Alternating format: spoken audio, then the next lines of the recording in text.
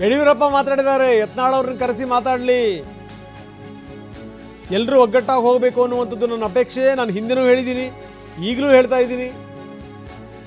Core committee ಸಭೆಯ ಬಗ್ಗೆ ನನಗೆ ಯಾವುದೇ ಮಾಹಿತಿ ಇಲ್ಲ ಅಂತಾರೆ ಯಡಿಯೂರಪ್ಪ. ಯಾವುದೇ ಮಾಹಿತಿ ಇಲ್ಲ, ಕುಂತ್ಕೊಂಡು ಮಾತಾಡ್ತೀವಿ, ಚರ್ಚೆ ಮಾಡ್ತೀವಿ.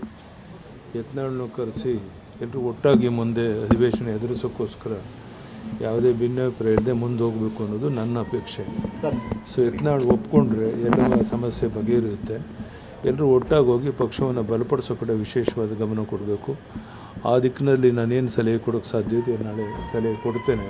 ಬಹುಶಃ ನನಗನ್ಸುತ್ತೆ ನಾಳೆ ಎಲ್ಲ ಸಮಸ್ಯೆಗಳು ಬಗೆಹರಿದು ನಾವೆಲ್ಲರೂ ಒಟ್ಟಾಗಿ ಮುಂದೆ ಪಕ್ಷವನ್ನು ಬಲಪಡಿಸೋಕ್ಕೋಸ್ಕರ ನಾಳೆ ಬರುವಂಥ ಅಧಿವೇಶನ ಎದುರಿಸೋಕ್ಕೋಸ್ಕರ ಸಿದ್ಧತೆಯನ್ನು ಮಾಡಿ ಸರಿ ಹೋಗೋಣ, ಮಾತಾಡ್ಸೋಣ. ಮನುಷ್ಯ ಸ್ವಭಾವದ ಕೆಲವು ವೀಕ್ನೆಸ್ ಇರುತ್ತೆ, ಎಲ್ರಿಗೂ ಇರುತ್ತೆ. ಈ ಸರಿ ಮಾತನಾಡಿ ಸರಿ ಮಾಡಿದ್ಮೇಲೆ ಸರಿ ಹೋಗ್ತಾರೆ ಅಂತ ವಿಶ್ವಾಸ.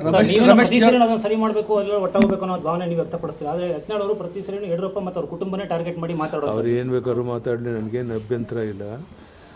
ನನ್ನ ಉದ್ದೇಶ ಎಲ್ಲರೂ ಒಟ್ಟಾಗಿ ಹೋಗಬೇಕು, ಈ ಅಧಿವೇಶನ ಎದುರಿಸಬೇಕು ಅನ್ನುವಂಥದ್ದು. ನಮ್ಮ ಹೋರಾಟ ಕಾಂಗ್ರೆಸ್ ವಿರುದ್ಧನೇ ಹೊರತು ನಮ್ಮನ್ನೇ ಬಡದಾಡ್ಕೊಡುವಂಥದ್ದು ನಮ್ಮ ಪಕ್ಷಕ್ಕೆ ಹೆಚ್ಚು ಶಕ್ತಿ ಕೊಡೋದಿಲ್ಲ. ಅದಕ್ಕಾಗಿ ಎಲ್ಲವನ್ನ ಮರೆತು ಒಟ್ಟಾಗಿ ಹೋಗೋಕೆ ಪ್ರಯತ್ನ ಮಾಡ್ತೀವಿ. ನಾನು ಮಾತಾಡ್ತೇನೆ. ಅಲ್ಲ, ಇದು ನಾವು ಗೊಂದಲ ಮಾಡ್ಕೋಬಾರ್ದು. ಅದಕ್ಕೋಸ್ಕರ ಈ ಅಧಿವೇಶನ ಒಟ್ಟಾಗಿ ಎದುರಿಸ್ತೇವೆ.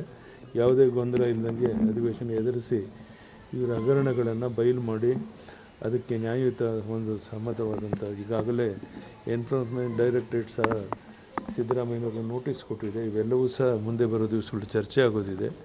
ಇದನ್ನು ಹೇಗೆ ಮುಂದುವರಿಸಬೇಕು, ಯಾವ ರೀತಿ ಹೋರಾಟ ಮಾಡಬೇಕು ಅನ್ನೋದನ್ನು ನಾವೆಲ್ಲ ಶಾಸಕರು ಒಟ್ಟಾಗಿ ಕೂತ್ಕೊಂಡು ಚರ್ಚೆ ಮಾಡ್ತೇವೆ. ನಾಳೆ ಕೋರ್ ಕಮಿಟಿ ಮೀಟಿಂಗಲ್ಲೂ ಈ ಬಗ್ಗೆ ಚರ್ಚೆ